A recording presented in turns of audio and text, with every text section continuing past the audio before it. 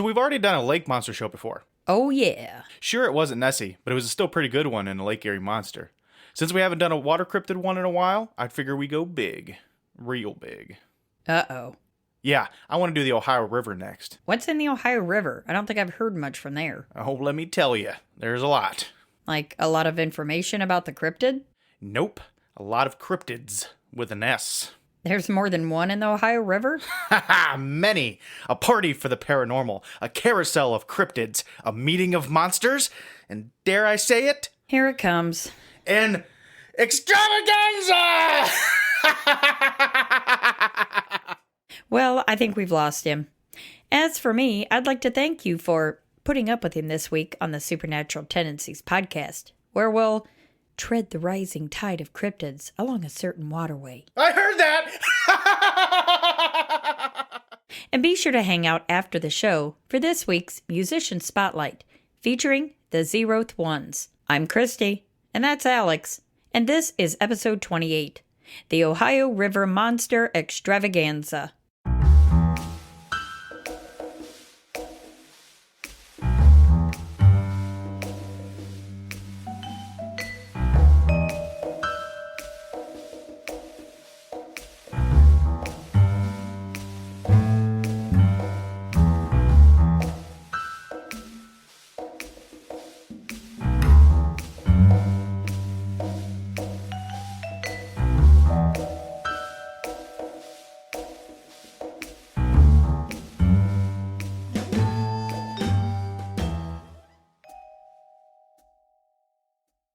It has indeed been a while since we've had a good old lake monster episode, and while trying to research some possible topics, we had noticed that a few had been centered around a particular body of water.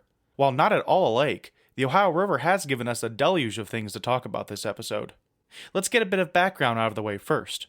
In case your geography is a little rusty, the Ohio River spans 981 miles and touches a total of 6 states before emptying into the mighty Mississippi River.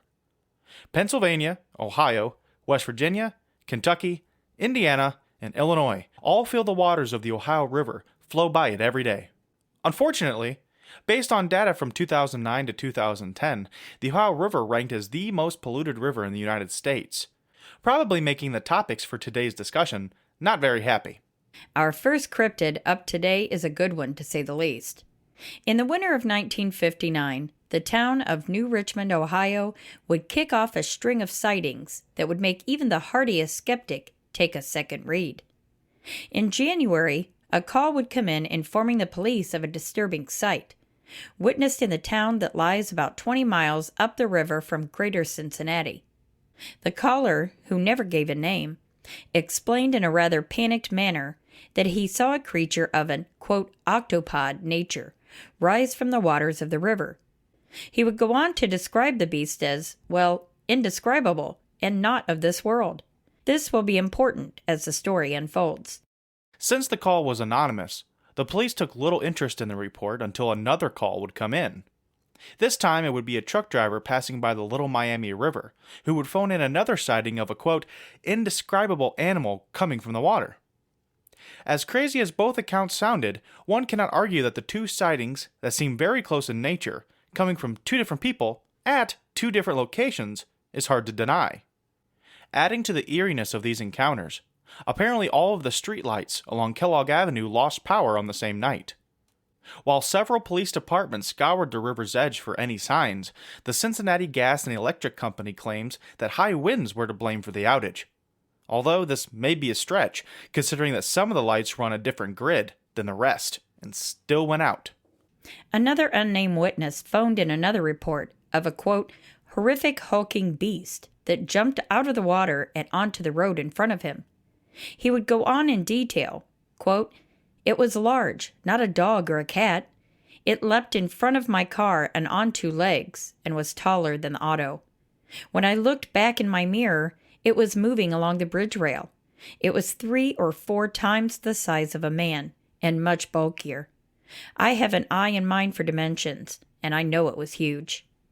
A woman from Kentucky would describe an octopus-like monster in a creek near the river at the Fort Thomas pumping station, and not long after, another woman would call in her sighting, giving police their first full description, She said it was a, quote, strange grayish creature with a lopsided chest, ugly tentacles, and rolls of fat running horizontally over a bald head.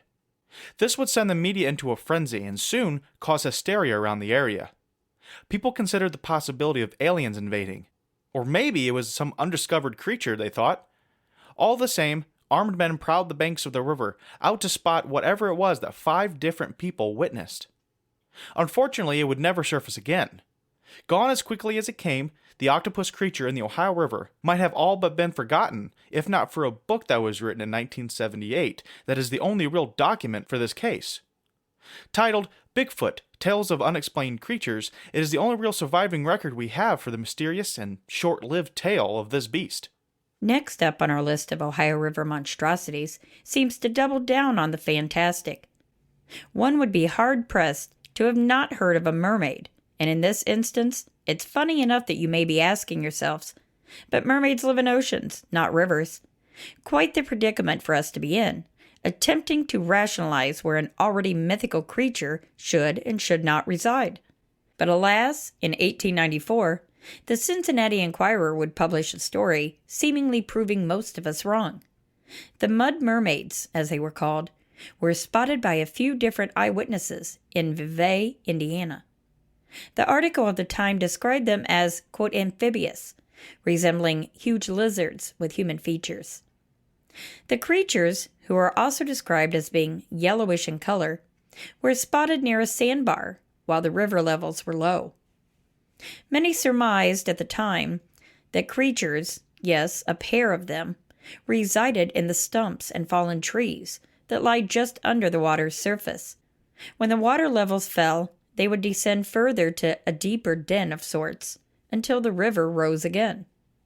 It is said they survived off mussels and fish. Evidence such as shells and bones were found at low water levels, seemingly proving the theory. An uncertain time later, Kentucky Confederate Captain J.M. Ozier would find the prospect of these beasts so interesting that he would go searching for them himself. He would, presumably, find what he was looking for when he claimed to have spotted a lone male swimming near the banks of the river while in Vevey. Most importantly, he would give the most detailed description of the creatures yet. The creature appeared to be about 5 feet long and around 150 pounds, with the same yellow coloring as described before. He would go on, quote, the body between the forelegs resembles that of a human being. Back of the hind legs, it tapers to a point. This point in no way resembles a tail. The legs, 4 in number, resemble the arms and legs of a human. The forelegs are shorter than the hind pair and are used in the same manner as arms. The extremities resemble hands and are webbed and furnished with sharp claws. On the back and 1/3 of the way around the body appears a mass of straggling coarse hair. The skin below the forelegs is thick and resembles elephant hide. On the arms and about the face and neck is of a finer texture and brighter yellow color than the rest of the body. Ozier's description would lead us to believe that the overall appearance of the, quote, mermaid would be more akin to some kind of lizard-human hybrid than the common Disney Ariel variety.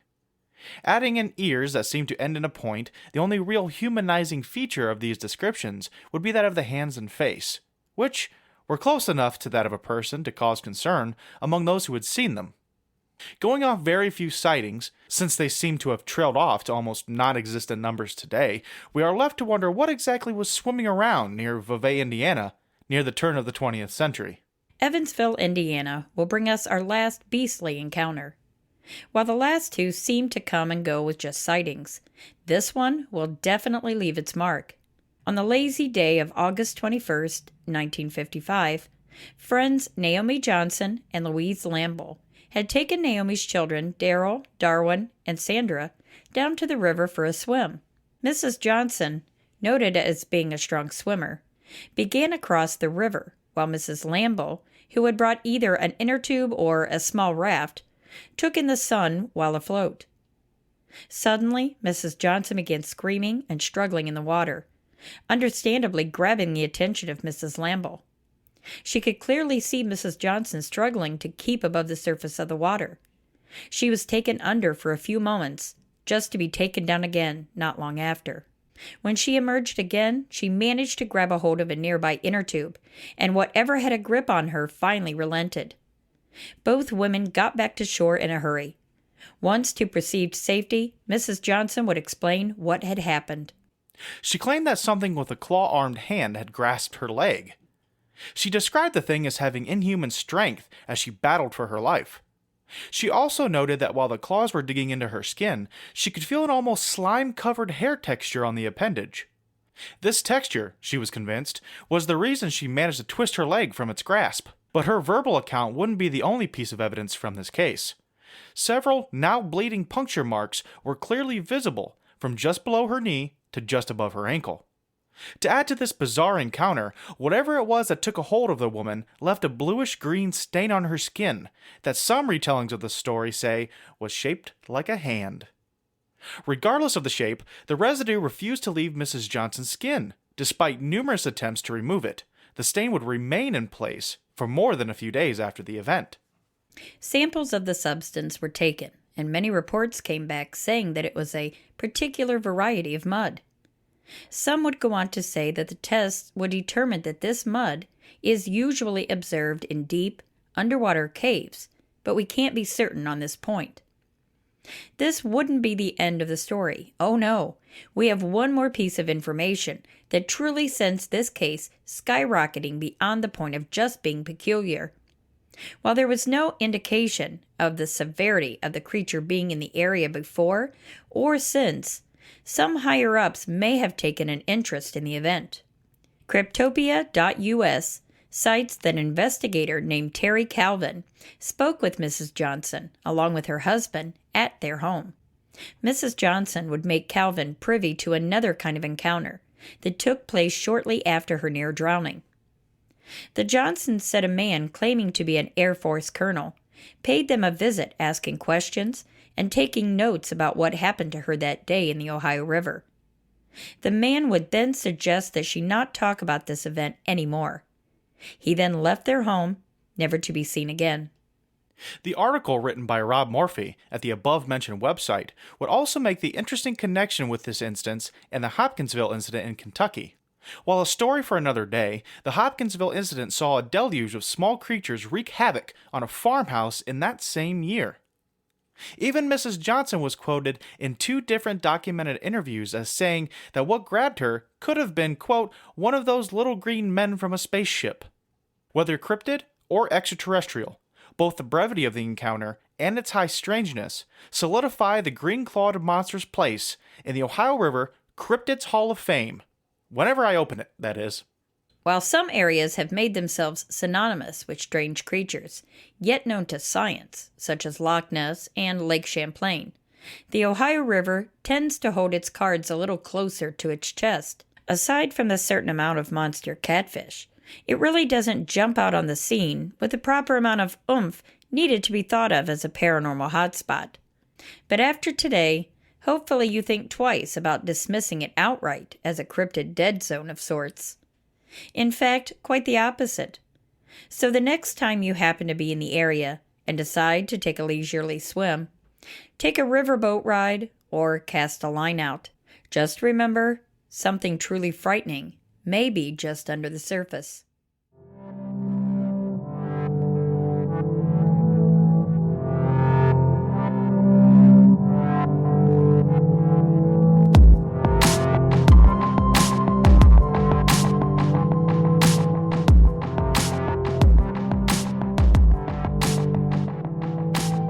We're going to do whatever I say we're going to do because I am in charge. I'm going to get a little name tag that says in charge.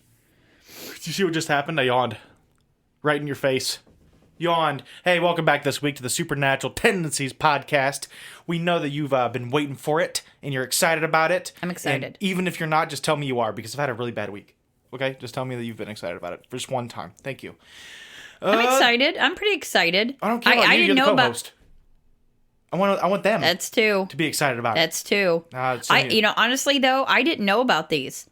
And I know about a lot of cryptids, so that should say a lot. To bring our live audience up to speed, this week we were looking for topics to do, and I wanted to do a good old fashioned lake monster this week. And upon looking, I found a lot of lake monsters, but I found also a bunch of different cryptids in the same body of water, that be it the Ohio River. So I was like, whoa, it's an extravaganza.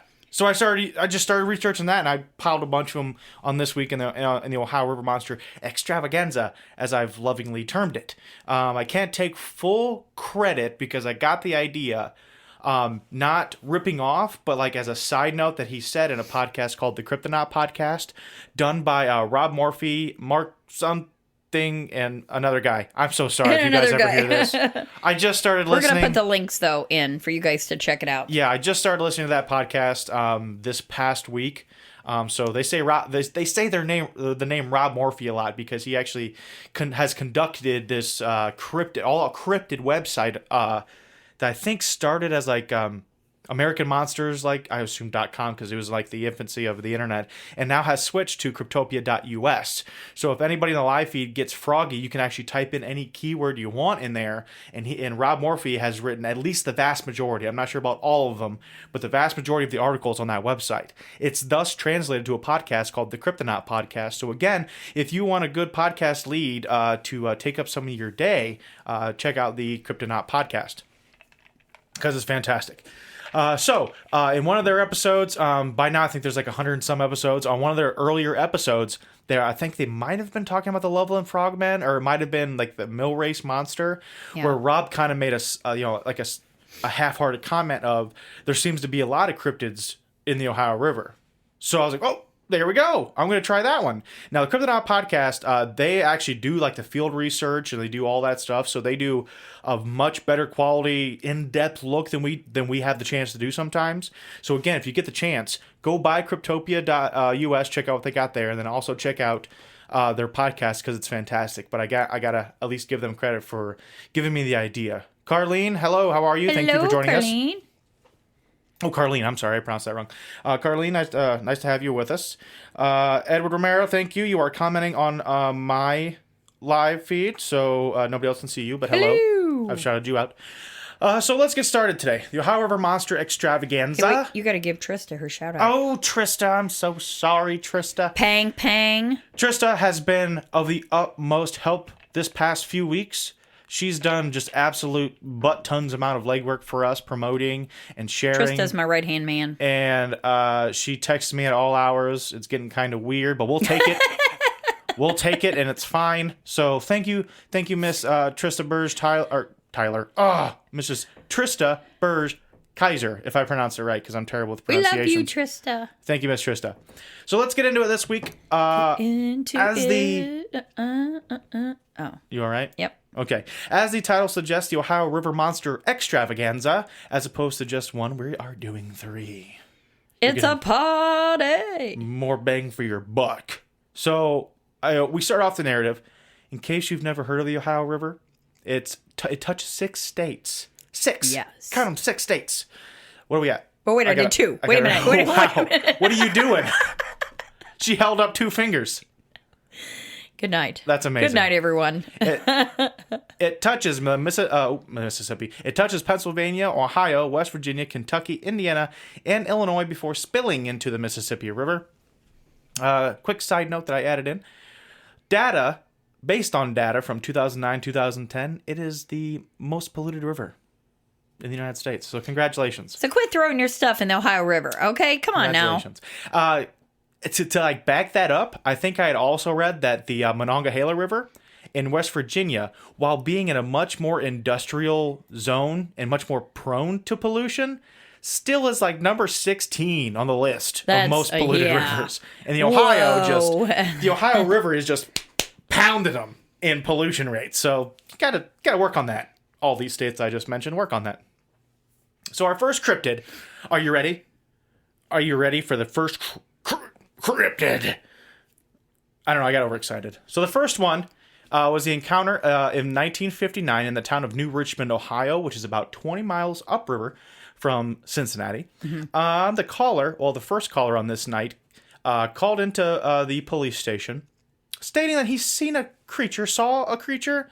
I'm terrible at that. I don't know the difference between see and saw. Okay. If I say seen when I'm supposed to say saw, or I said saw when I'm supposed to say seen, could you please just omit it from your memory and just let's move on? Act like I said it right. I would appreciate that from you. Thank you.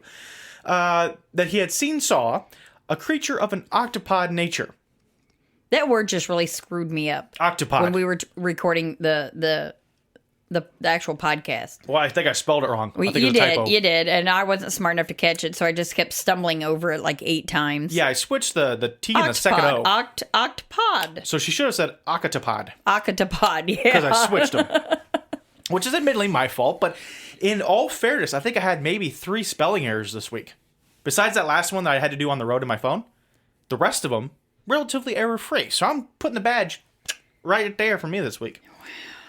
So describe this creature of an octopod nature that rose from the waters of the river. He would go on to, and this is funny, in his description of the beast, he would describe it as indescribable, which is where we get the kind of term for this cryptid that we're going to call it as the indescribable octopod man, or octa man. What else are you going to call it, right? Yeah, so, but isn't that name in itself kind of a self-defeating mentality? Yeah. If it's indescribable, you can't describe it as an octoman. You're making my head hurt. It's an octoman. That's how you're describing it. It's an octoman. It's an octoman. Yeah. So, as per usual, especially for 59, police just kind of brushed it off. For one, you're crazy. For one, it was an anonymous caller, so there's nobody to hold responsible for it. So, what do we got down there? Oh, someone's like investigating us with the monocle emoji. Brooke, thanks. Thank you, Trista. Scene. They had seen. I hope you're right, because you know what? Screw that. I know why I hope you're wrong, so that we're both wrong and we will both get laughed at. I don't care. I don't care. I gotta move my chair around. Hold on. My butt feels weird. Okay. So the police just kind of brushed him off because it's an anonymous caller. There's nobody to really hold responsible to call and say, hey, where was it? What'd you see? What's going on? They didn't do any of that. They just, all right, this guy's probably drunk. I don't know. He's drinking. Let it go. Into grandma's old cough medicine. Yeah, and normally that'd probably be the end of it. I mean, rightfully so. But then someone else would call in who was a truck driver. Where was that? Oh, we got trucks going by. We have sound effects. If you guys hear that, that's perfect timing. A truck driver passing along the Little Miami River, I believe that's just north of Cincinnati? Doesn't Little Miami flow through Dayton or by Dayton? I think so. Into the Ohio. Daryl would know. So this would be the perfect opportunity for Daryl to chime in. We'll give him time. But he's probably napping right now. Kimbo Reed, glad to have you. Hi, Kimbo. We see you comment all the time in the group, so keep up the good work. We love your awesome. face. We love your face. So a truck driver passing by the Little Miami River would also phone in another sighting, and he also would call it indescribable. So by now, in my mind, we have a very interesting case unfolding. We've got 2 people calling at 2 different places, 2 different times, calling about the same thing that they describe as, well, indescribable. Indescribable. So they call it like an octopod thing. And so, like, this is super awesome in my mind, right? I mean, if you're a police officer and you get 2 anonymous calls, yeah, they may be anonymous. Well, I think the first one might not have been anonymous. I think they knew who that was. But you have this 2 separate places thing going on. Like, this is like the perfect storm of awesomeness for a cryptid, right? Yeah. So of all the cryptids that you feasibly think maybe have some type of, I don't know, believability, like Sasquatch, people easily believe that there could be like a large ape-like creature because we know what apes look like, and this one's just kind of larger, maybe a little more human in their form, right? But no one really thinks of like an octopus, like that looks like a man walking across the river. So this is awesome that we get 2 different people saying, yeah, that's like, it's kind of indescribable, but if I had to sum it up, it was an octopus man, right? So that leaves me to believe that this may be kind of credible. Adding to the eeriness of this night, an entire row of streetlights down Kellogg Avenue in, I guess, northern Cincinnati, went dark, lost power. So after going through it, the police come out and they're just like going over the river's edge, trying to find some signs of this indescribable thing. Daryl says Great Miami River runs through Dayton, but not the Little. So I don't know where the Little is then. I was close though. Thanks, Daryl, for the corroboration. So the streetlights go out, and the police are going through the riversides, trying to look for this thing, which they don't really find. And then the Cincinnati Gas and Electric Company state that there was high winds that night, and that's why that street lost power. Unfortunately, someone had brought up the fact, and there was someone involved with the case, brought up the fact that some of these streetlights were on different grids. Yeah. So if the wind would have knocked out one grid, you would have had some lights still on. Yeah. So that may not have been the case. Me not knowing how electrical grids work still shouldn't have, I don't know what they're insinuating. Did the Octoman tear down these streetlights and cause something? I don't know. See, that's what I was kind of wondering too. Wouldn't the same reasoning why the wind wouldn't have done this still apply to the Octoman? Mm-hmm. I don't know. Answer that question for me in the chat. What do you think? What do you think that means? Maybe we got some more electrical inclined people in here that know power lines and power poles. Daryl, don't answer that. Daryl goes, hold my beer. Okay, so now we move on from that part. Okay, now we head, I think, further south, maybe closer to Kentucky, southern Indiana area, and we get more calls. One witness phoned in another report of a, quote, horrific hulking beast that jumped out in the road. Oh, I went too far ahead. Oops. Too far ahead. I didn't write an outline. Way to spoil the story, man. Let's backtrack, okay? The police interviewed the truck driver. Man, I'm screwing up left and right today. I can't. This is what you get what you pay for. I mean, how much are you honestly spending on us today? I mean, you're wasting your own life, really. So if you hang around, thank you for hanging around, but you're just getting what you pay for. So let's backtrack. So you could be doing better things. I'm not going to argue that. What are you doing here? Go mow the lawn. It's decently nice out today. Is dinner ready? Jeez. I mean, come on now. It is 2:56. Come on, Eastern time. We lost an hour of sleep last night. You're probably just having a bad day. It's fine. It just messed y'all up. We got it. We understand. It's okay. So we're going to backtrack, and apparently the truck driver described it as a horrific hulking beast. And I want to read this quote from him. It was large, not a cat, or not a dog, or a cat. It leapt in front of my car on two legs and was taller than the auto. When I looked into my mirror, it was moving along the bridge rail. It was 3 or 4 times the size of a man and much bulkier. I have an eye and mind for dimensions, and I know it was huge. So this person says, I'm pretty good at judging stuff, and it was pretty big. So they knew that they seen something weird, even though they couldn't outwardly describe what it was. So that'd be, like I said, the reoccurring theme of the aforementioned indescribable Octoman. So now we move into Kentucky, and a woman would call in a creek near the river. So like a little tributary creek that kind of runs in the Ohio River at the Fort Thomas pumping station. And this wouldn't be long after. And I can't imagine it'd be more than days after. I don't think we're talking about hours because I'm not quite sure, but it didn't specify the exact amount of time. Called in saying that she had seen a strange grayish creature with a lopsided chest, ugly tentacles, and rolls of fat running horizontally over the bald head. Which is funny, because this is all we're asking from the first two people. Not even the rolls of fat. You didn't notice that, fine. But you noticed tentacles. Yeah, come on now. That's horrific. Yeah. Oh, yeah. If you happen to see a werewolf, that's pretty scary. But a thing with tentacles that's not in the water is scary. Out of the water Horrifying. Is terrifying, yet you still describe it as indescribable. That's crazy. Thank you, lady in Kentucky, for telling us at least what it is. Okay, it's an Octoman. With tentacles, yeah. So, as per usual, the media would go crazy. Crazy. Like you when I tell you a story. Oh, I thought you were going to say something. Nope. Oh, I was trying to... Crazy. I stumped her today. Stumped her. So, the media went crazy. Started to cause a hysteria. Ooh, I caught myself. Cause a hysteria in the area. Yeah. So much so that you got the people of southern Ohio, southern Indiana, and northern Kentucky going along trying to find this thing. Just a random amount of people who think they can kill a monster with their guns. Hopefully they were staying Blow safe. the tentacles off. My dad says, because my dad is actually Edward Romero, he says if the lights on different grids or circuits, all grids should be affected for all the lights to be off. I still don't understand. Nope. So, if you guys did, there you go. Thanks, Dad. We're going to need a picture. So we're going to... I can't... a drawing with crayons, well, okay? Because I don't know. know. So we have a bunch of different people coming out. And you know what? I even said here, 5 different people witnessed. Again, I still don't know the time. I thought I had found it. Never mind. I don't even trust myself anymore. I don't trust you either. But just like that, it was gone. No one really seen the indescribable octopod again. And really, we wouldn't even have known about this except for, well, I shouldn't say we. us in the current time wouldn't have really known about it if a book wasn't written in 1978. It was called Bigfoot: The Tales of the Unexplained Creature, and it's really like the only like document we have documenting this happening. So crazy story. Giving us any detail as to what happened. No. Because otherwise it's just like kind of been wiped off the face of the earth. Like nobody knows. For the most part, that's kind of how it feels. Yeah. So what do you guys feel about the indescribable octopod? Did you hear that? I just took a drink and went, bro. God, you're gross. Bro. It wasn't even a burp. It was bro. Brr. I cannot get comfortable. I keep fidgeting around here. So put it in the chat. What do you think about the indescribable octoman? How would you feel? What would you do? If you were driving at night and you just suddenly flip your high beams on and there's a thing.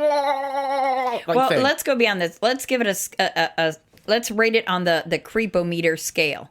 Okay. 1 being, not really, like I'd be kind of scared, but, versus 10 where you're like losing bodily fluids and things like that. You know what I mean? Yeah, that's what I said, Brooke. Everything is describable. It is describable. Yes. I don't know. Maybe they're just in shock. All right. Do you want to move on to the next one? I can't see my text right now. Okay. I guess that means I'm moving on. I can't. That's what I was trying to do, and I'm like... I realized this. You didn't even give me a hand sign or anything that you don't have it up.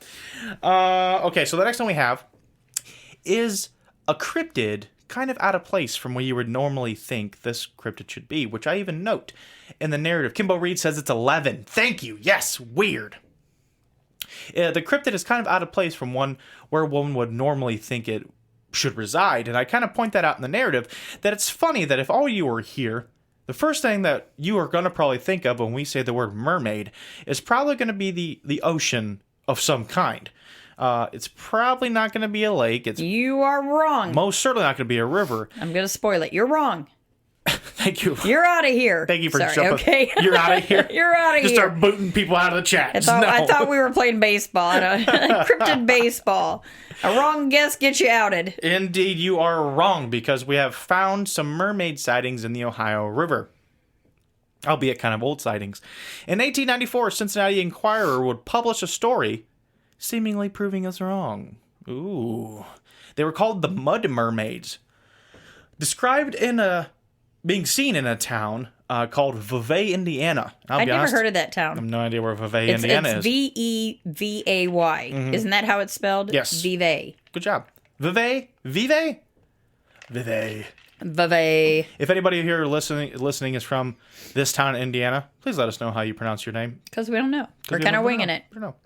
The article at the time described them as being amphibious and resembling huge lizards with human-like features and being yellowish in color. What makes them able to be surviving. Because they don't have any little oxygen tanks strapped to their back. That's not it. My phrase was rolled that out. Almost English. The way they're able to survive in the Ohio River is I keep wanting to say the tide, the ebb and flow of the tides. Kind of like the water level. When it's hotter out, the water goes down, and then when we get a lot of rain, the water level goes up. Mm-hmm. So in theory, what is surmised might be happening here is that when the water levels go down, don't they get down? They survive on like fish and... Well, in this story in particular, I think there's only just the couple of animals of articles, and they refer to a specific sandbar. So let's Let's go back real quick. I realized that the Ohio River doesn't have a tide, so let's move on because it was bugging me.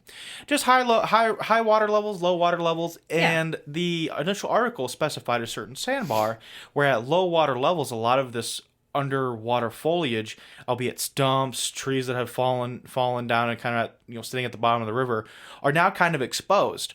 The article would say that people had seen these types of creatures, and then once people have went out to the sandbar to kind of check at low water levels, they find mollusk shells and fish bones. So they think that during the high water levels, the mermaids will come up, the quote unquote mermaids would come up, and that's how they survive off the mollusks and the fish, because of the carcasses and crap left behind. So what carries this and then after the water goes down, they'll go deeper under. Yeah, they go down. There must be a deeper. den or something they live in. The biggest part of the story is a Confederate Kentucky Confederate Captain J.M. Osier found this story so interesting that he would actually go to Vevey for a business trip, and then as like a little side project, went to look. And alas, he saw one. Well, at least what he surmised was one. And let's just say that it's one, because the article had said that there was a pair. A pair. He only seen one that he figured was a lone male. And he would give us the best description of what they look like. He said they were this one was about 5 feet long, about 150 pounds, in the same yellow coloring that has been described. He would say, quote, the body, this is going to be a long one. I'm sorry for putting you through this, but I'm going to do it. He said, quote, the body between the forelegs resembles that of a human being. Back at the hind legs, it tapers to a point. This point in no way resembles a tail. The legs, 4 in number, resemble the arms and legs of a human. The forelegs are shorter than the hind pair and are used in the same manner as arms. The extremities resemble hands and are webbed and furnished with sharp claws. On the back and 1/3 the way around the body appears a mass of straggling, coarse hair.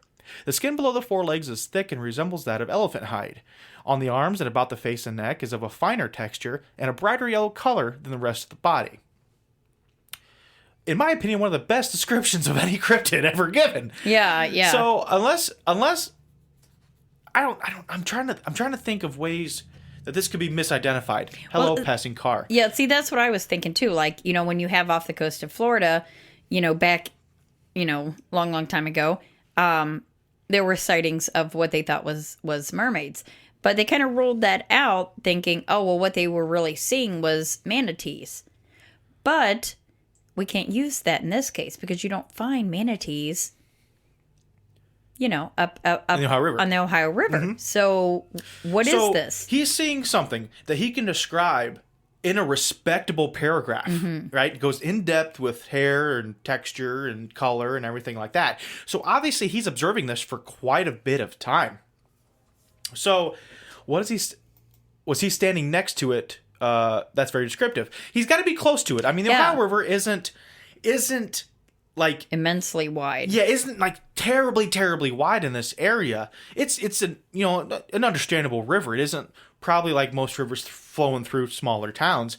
It is a noticeable river, but it's not something that you can't see the other side of. So probably he was decently close, especially since the article from the Inquirer had specified which sandbar this was occurring at. So he could probably position himself in the correct area, or at least the perceived correct area, in order to get the best shot. And he happened to be in the shoes of someone, maybe one of the Bigfoot hunters' dreams. Yeah. He went there to see it and he saw it. So, but he gave us the best description of it. So I'm trying to think of what else could it have been that wouldn't have been outside of the realm of what he described. And my first thought is, I know that they have a lot of big catfish down there. I mean, I'm in a bunch of fishing groups.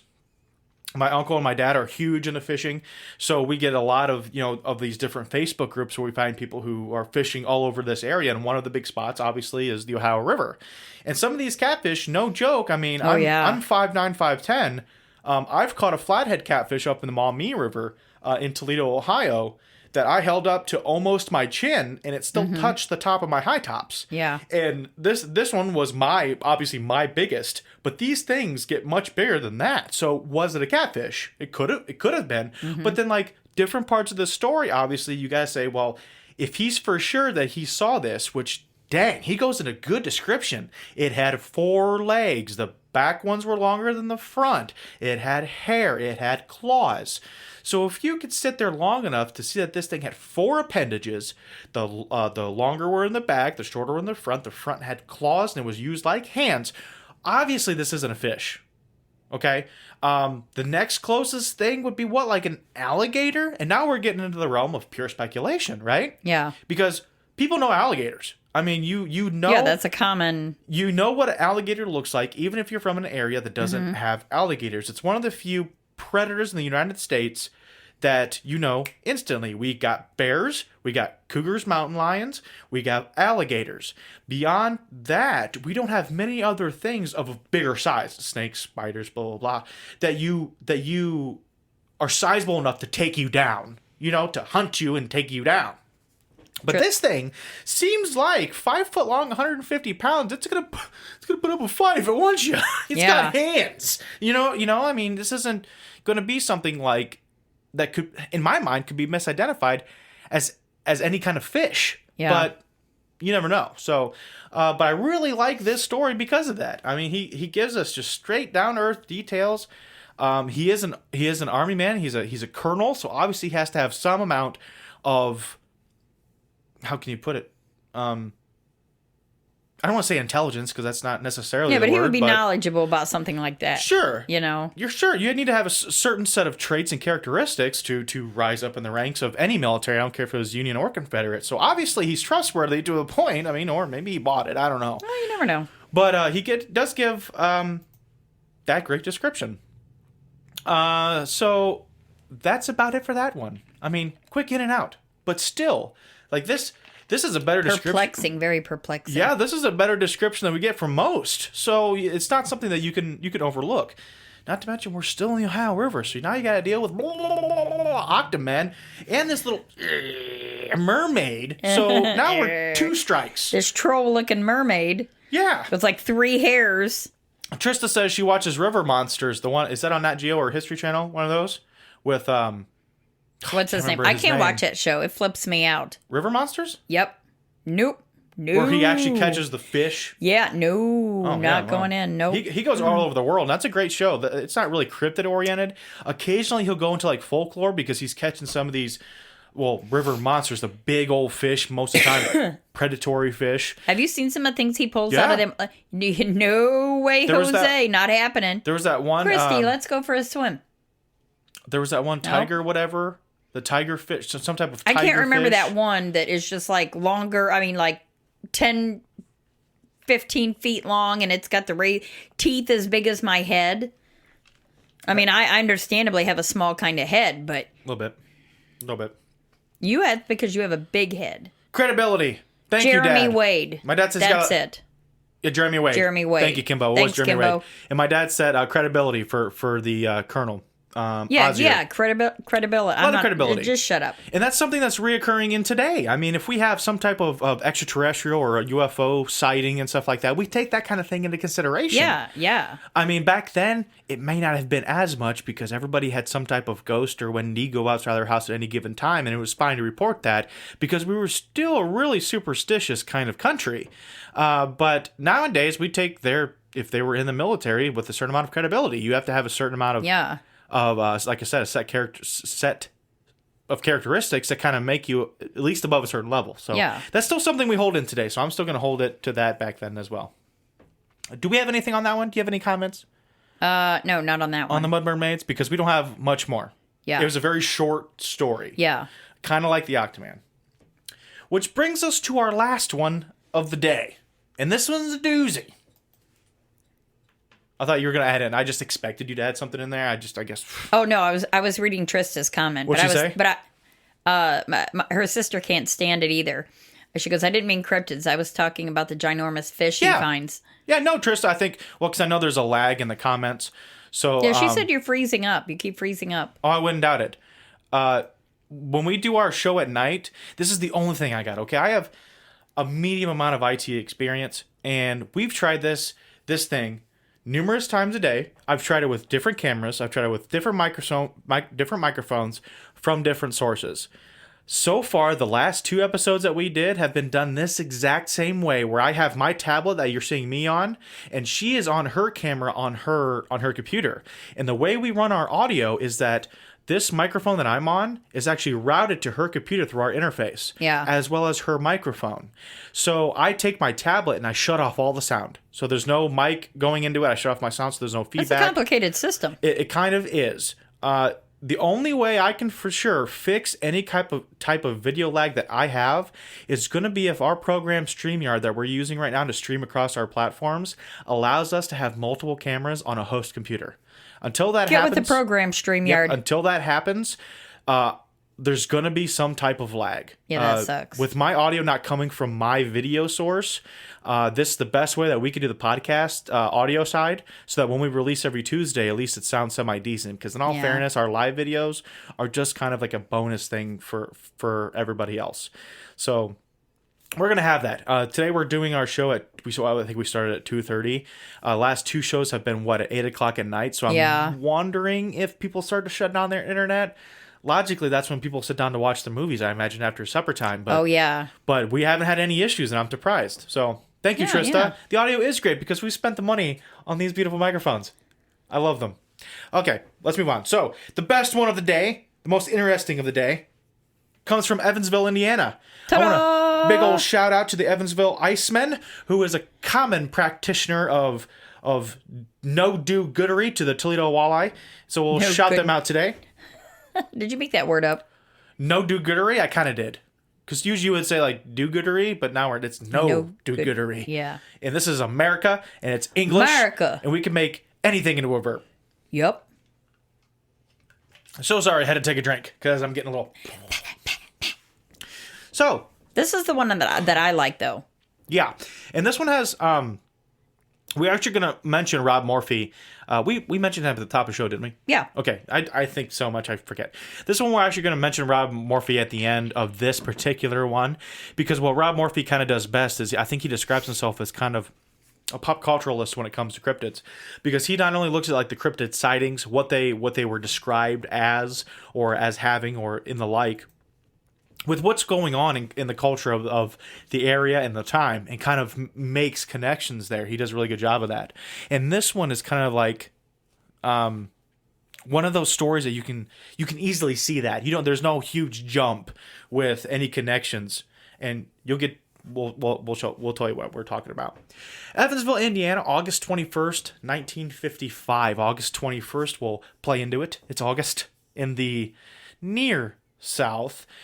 Yes, we're north of the Mason-Dixon line. Yes, we were in the Union. But once you get south of Dayton, Ohio, you start to get into what I call the Little South. Mm-hmm. Nothing against them, but they're technically in the north. But once you hit, for sure, Cincinnati, for sure, Evansville, you start to get into the little bit more southern states. So, August 21st, it was hot. So, the friends... I lost their names. Friends Naomi Johnson and Louise Lamble took Naomi's children, Daryl, Darwin, and Sandra. Why did Sandra get bogarted out of a D name? I don't know, but I don't know. Maybe they didn't like her. This is my son Daryl. This is my son Darwin. And that's Sandra. That's Sandra. Anyway, sorry, Sandra. They all went down to the Ohio River for a swim. So, they all start jumping in. Now, I don't know if the kids jumped in. This is weird. I know that's stupid. But I wondered that too, They yeah. just sit them on the bank. I don't know, but they don't specify. Because what's going to happen kind of takes precedence. So, Mrs. Johnson and Mrs. Lamble get in. Mrs. Lamble is on either an inner tube or a small raft. Yeah. This part of the story is confused, and I will confuse it more in a minute. Well, she's just kind of floating along. We don't know whether or not she's on an inner tube or she was on a small raft. But Miss Johnson, who is noted as being a strong swimmer, started across the river.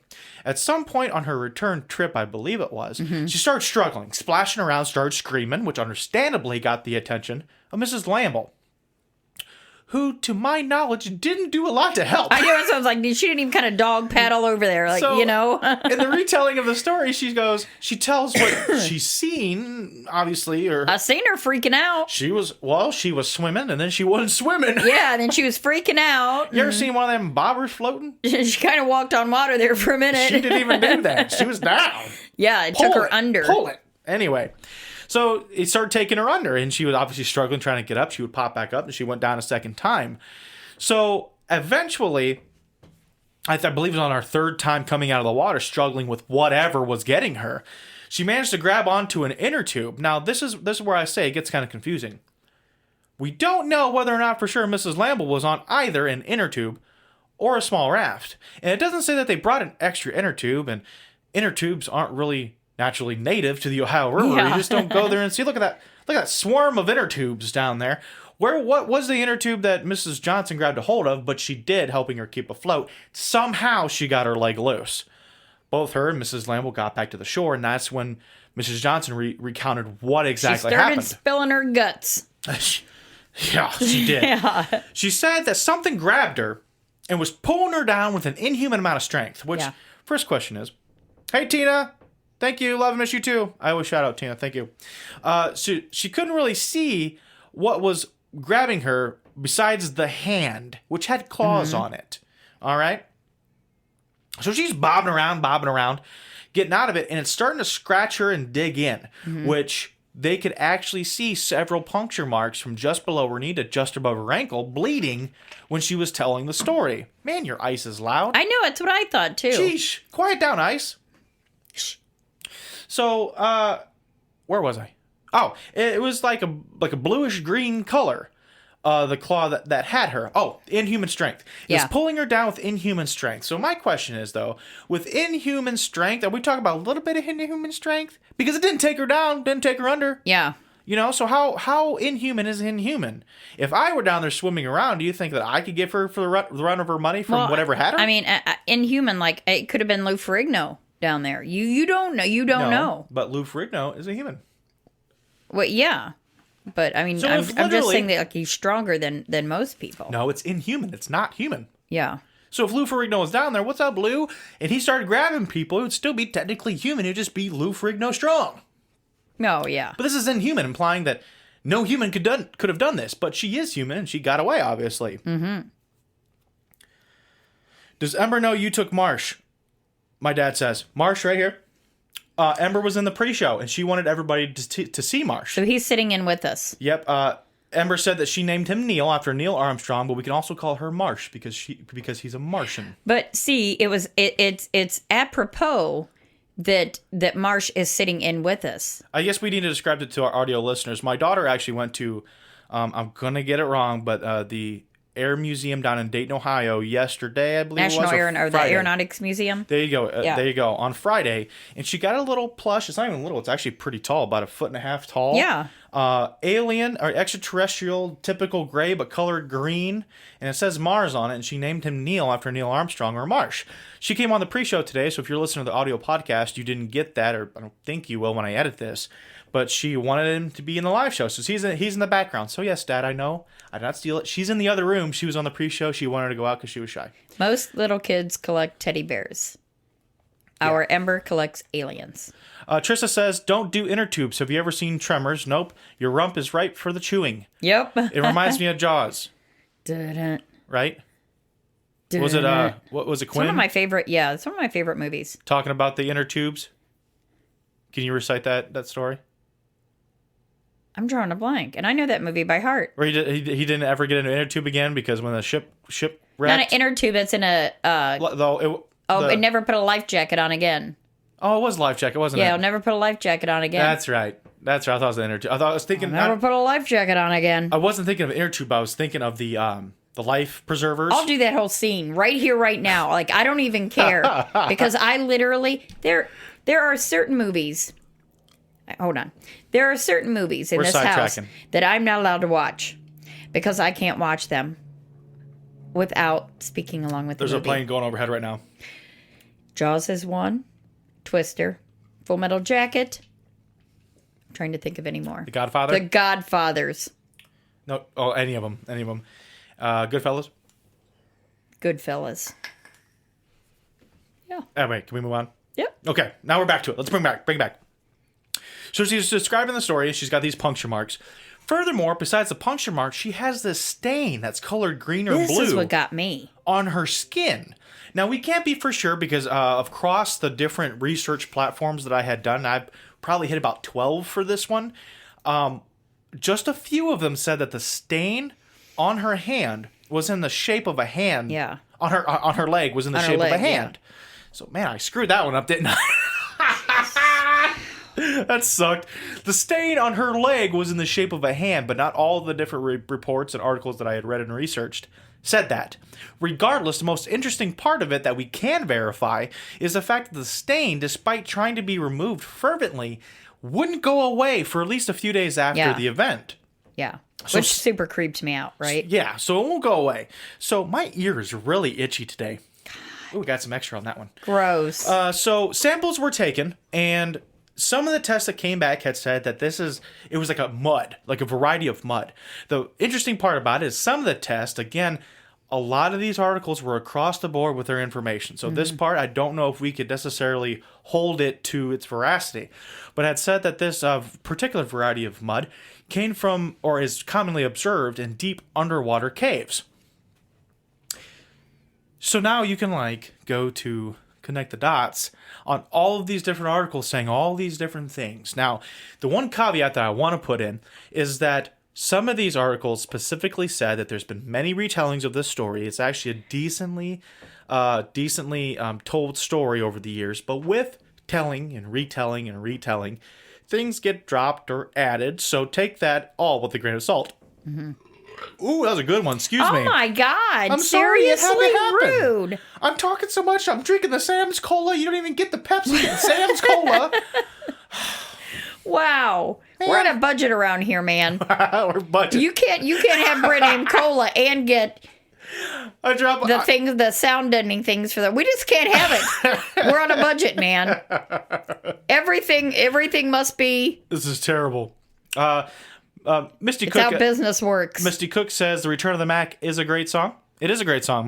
My name today on the live video is Alex.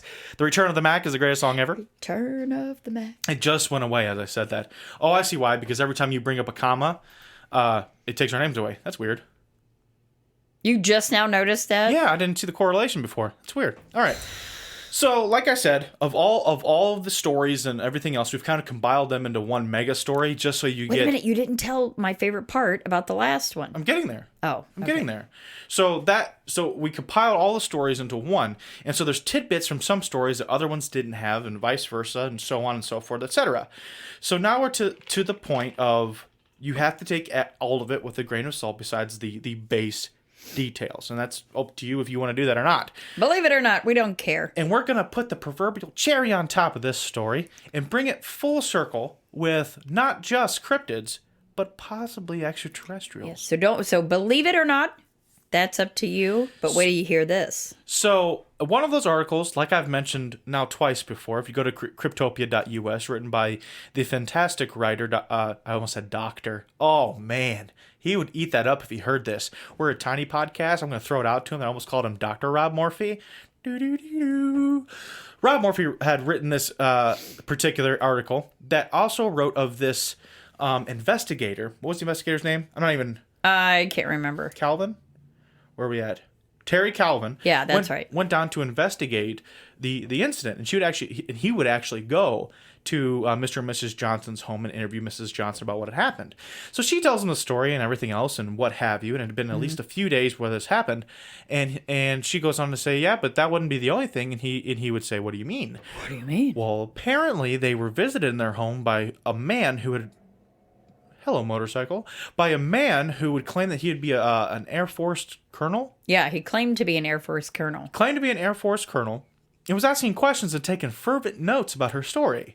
And after he had finished taking his notes, kind of told him not to talk about it anymore. Maybe you should not talk about this anymore. And then he left. No one ever seen him again.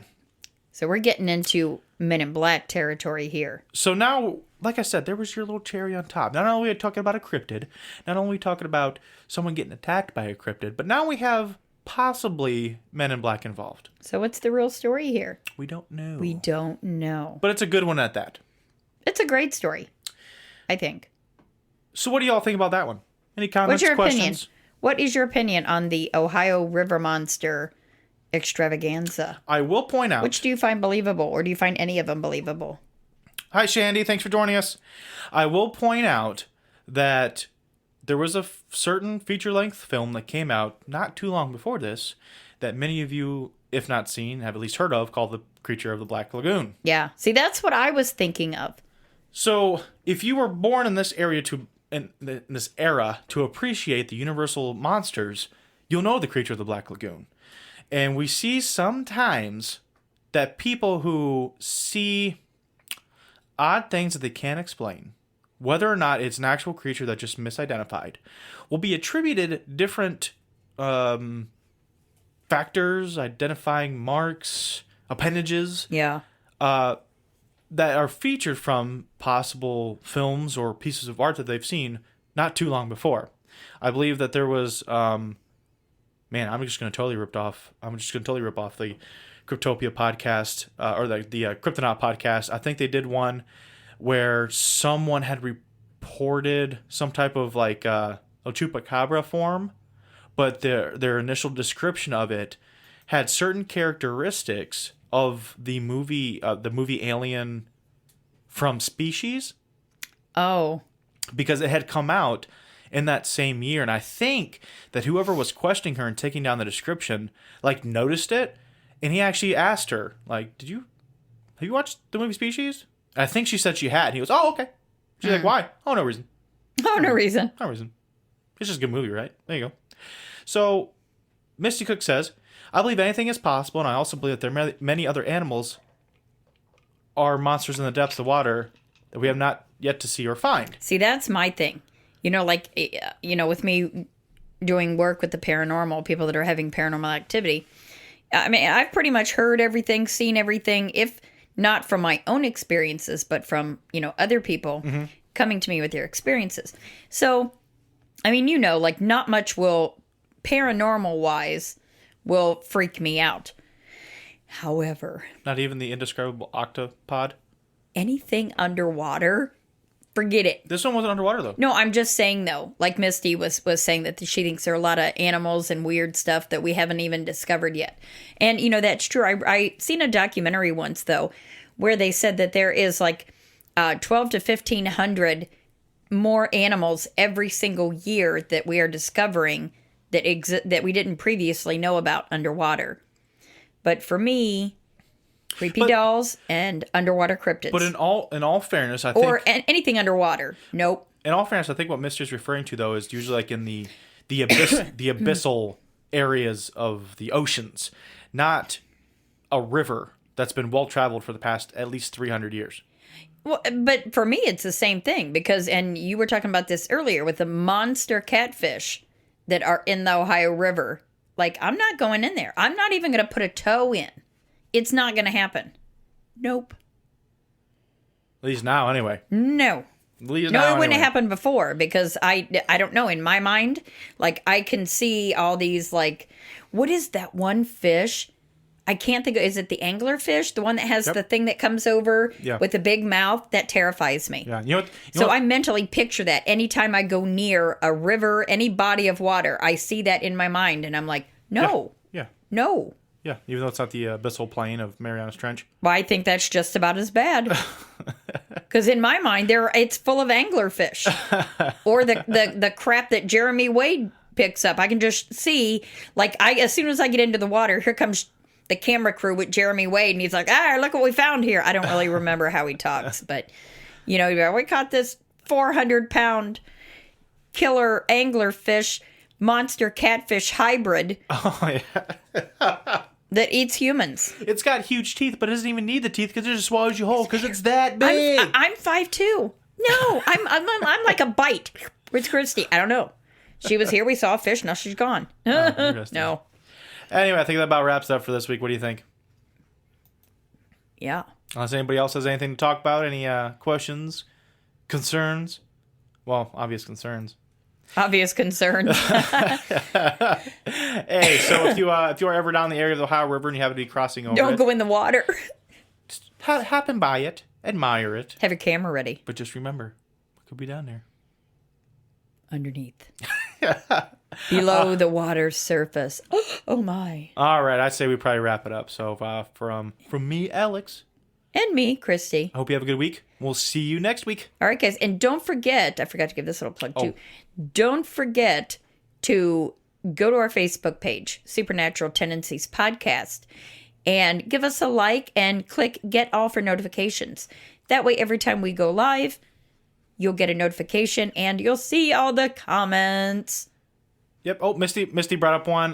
Real quick, we'll touch on it. Ohio River connects to other bodies of water, right? Yes, it does. And that's how we got the whole snakehead issue that we have now. If you haven't heard of snakeheads, look those up. That's pretty nasty. It empties into the, what did we say? Asian carp. The Mississippi. Mississippi, yep.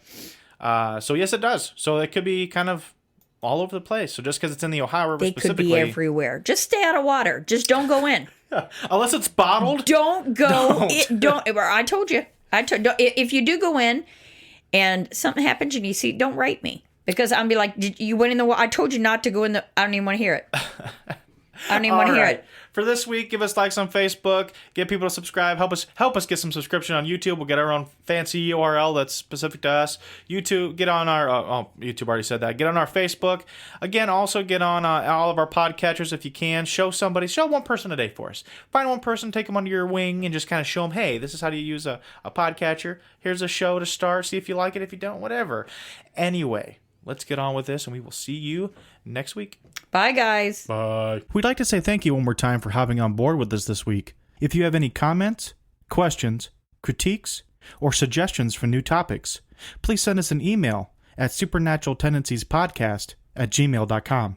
We also encourage you to get over to our Facebook page at Supernatural Tendencies Podcast and go ahead and elbow drop that like button for us. We're also available on Instagram at Supernatural Tendencies Podcast and Twitter at Weird and Scary, if that's more to your liking. Please pass us around to your friends as well, where they can find us on Apple Podcasts, CastBox, Google Podcasts, Spotify, and most other podcast platforms. And remember, if you're having any type of paranormal activity or extraterrestrial contact, I offer private coaching online via Skype or Facebook Messenger to assist you with those issues. Feel free to visit me at ChristyJohnsonSadler.com for contact information. Till next time, this has been Alex. And Christy. See you later.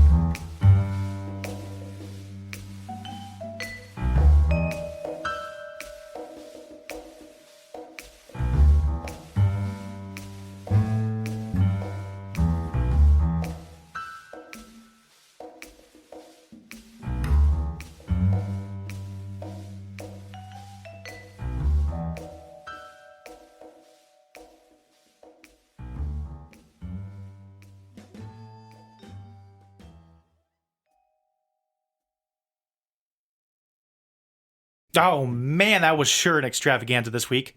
I loved how we had 3 and not just 1. That was a good time. It was a good time. I like thank everybody for coming in on the live videos. If you haven't experienced a live video yet, get on it, man. Sometimes we do it Saturdays, sometimes we do it Sundays. Join our podcast group and you will know. You can join our Facebook page. You can give us a like there. Click all for notifications. Yep, and you'll find out. Yeah, you'll get a notifications when we go live. It's kind of fun just discussing with everybody, and then you can bring up questions that you have, and then it helps better our show as well. That's why we started that. And we also started the Musician Spotlight to add in a little extra promotional purposes for musicians and other artists. So this week we have the Zeroth ones, which I was actually admittedly going to feature last week, but right before we did the podcast, I had some philosophical issues with how to pronounce the name. I'm like, wait a minute. My mind automatically went to like fantasy. So is it Zeroth? Is there like a planet? I don't know what it is. So I had to email them. So it's Zeroth, as in not the first, second, but it's the Zeroth ones. And they don't just really describe themselves on their Facebook page a whole lot. But if I'm going to describe it, it's like a noise, like a noise space thing, like a rock, but it's like weird. A space odyssey. You know what it kind of reminds? Traveling through space and time. Yeah, what it reminds me of is like... I about got all Bill Shatner there for a minute. It's like the best kind of like intro music for something weird and crazy and awesome. Like, especially the one they sent us today. I don't think it has any vocals in it. It's just like an instrumental. So you guys will hear it, but it's more, like, for sure an instrumental, obviously, but more like something that, man, I just want them to write me. Oh, the dogs are itching. I just want them to write us a new theme or transition music, because that's like straight up our alley. I was just going to say that. So I wonder if I can get a hold of them if they'd be interested in doing something like that for us. So do it, man. We'd have to do it. Do it. I don't think they have any shows lined up here soon. Do keep an eye out on their Facebook. They had some shows back in September, I think even back in January. So they mainly play down in Columbus, at least from the ones that I've seen down in Columbus. They've actually played some of the same places that my band has played, Cafe Bourbon, Space Bar. We haven't played the Space Bar ourselves yet, but we would love to get in there. So if you're in the Columbus area, I'm not sure how far out they branch out, but Columbus has a great scene with some great people in it. I am going to be trying to feature another band that's kind of like a brother band to ours on our collaborative. I think they just had their release party for their album last night.